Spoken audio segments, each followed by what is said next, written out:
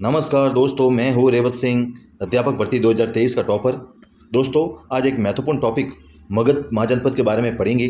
मगध महाजनपद 16 महाजनपदों में महत्वपूर्ण क्यों था, क्यों शक्तिशाली था, इसके पीछे क्या कारण थे, उसके बारे में पढ़ेंगे। क्योंकि मगध से संबंधित महाजनपद में टॉपिक से कोई प्रश्न आता है तो मगध से संबंधित कोई प्रश्न जरूर पूछा जाता है। तो दोस्तों, शुरुआत करते हैं।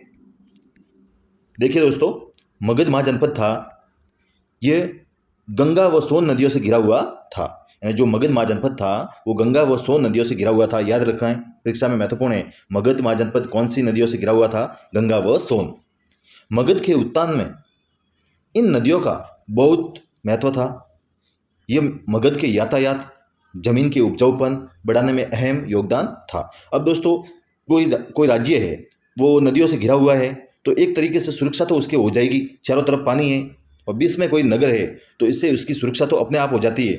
साथ में नदियों के द्वारा खेती कर सकते हैं, यातायात भी कर सकते हैं। नदियों के द्वारा यातायात नावों के माध्यम से कर सकते हैं और ज़मीन को उपजाऊपन करना है तो पानी की सख्त आवश्यकता होती है और उसके माध्यम से भी कर सकते हैं। तो ये महत्वपूर्ण विशेषता है मगध की, आपको याद रखनी है।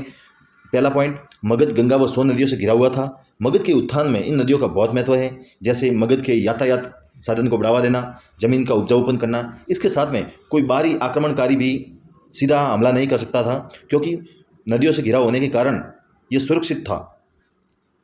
देखिए दोस्तों, मगध जनपद में एक महान शासक हुआ था, अजातशत्रु।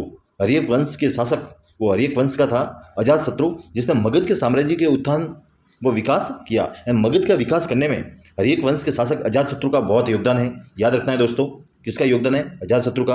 और मगध क्या है? जंगल से घिरा हुआ था।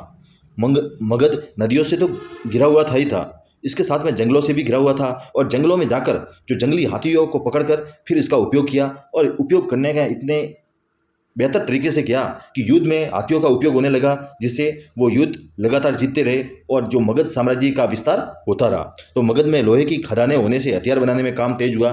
देखिए दोस्तों, जैसे जैसे हाथी मिले इनको जंगलों से, उसी प्रकार से लोहे की खदानें भी बहुत थी। तो लोहे की खदानें होने से हथियार बनाने में भी तेज़ी से काम हुआ और हथियार भी बनते चले गए। मगध की राजधानी पाटलिपुत्र, वर्तमान में पटना, बिहार की राजधानी है। गंगा व सोन नदियों के संगम पर बसा है। यानी वर्तमान में जो पटना बिहार की राजधानी है वो गंगा व सोन नदियों के बीच पर बसा है।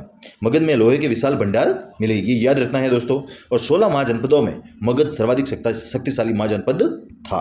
तो दोस्तों, ये था एक छोटा सा वीडियो मगध से संबंधित। इससे कोई आपको परीक्षा में प्रश्न पूछा जाता है तो आप इन विशेषताओं से संबंधित जानकारी आपको याद होनी जरूरी है। तो ठीक है दोस्तों, मिलते हैं कल मेगा टेस्ट के साथ। तब तक के लिए जय हिंद।